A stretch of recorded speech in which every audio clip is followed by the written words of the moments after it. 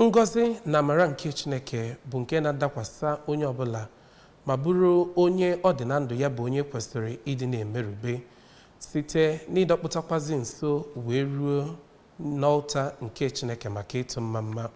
Ọ bụ n'ihi nke a ka Group Managing Director nke Akpoza Group, Dr. Frank Igbojindu, ji wee gaa wee tụọ mma ya na ndị ụlọ ọrụ ya tinyere ndị ezinụlọ ya na ndị enyi ya dị iche iche iji wee merube ọgbụgba afọ 10 nke ụlọ ọrụ ahụ ya na emume ncheta onwe ya na ọ gbaala afọ 40 merubekwazie asambo PhD o nwetara.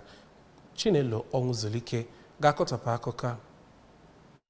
Ya bụ mmemme ahụ bụ nke bidoro n'ịtụ mma na ụlọụka St. Michael's and All Angels Anglican ndị na Ifite Ọka, ebe onye vika bụ Reverend Canon Joshua Ufuaro nyere ozi ọma ya ma kene Chineke maka ndụ ndị ahụ bịara ịtụ mma otu ha si enyere mmadụ aka ọkachasị ihe gbasara ngalaba mmụta. N'okwu ha dị iche iche, nwanne nwoke onye ahụ na-eme mmemme bụ Maazị Oliver Igbojindu nakwa onye ahụ na-eme mmemme nwunye ya bụ Odoziakụ Grace Igbojindu kwupụtara na ihe niile ha nwetagoro na ndụ a bụ site na amara Chineke na ihe ọma nke ha na-eme n'iji wee kwalite ndụ ndị mmadụ. N'okwu ya ka onye na-eme mmemme ahụ Maazị Igbojindu kenere Chineke maka inye ya ezigbo ndụmọdụ na ọganiru imetụta ndụ ndị mmadụ n'ebe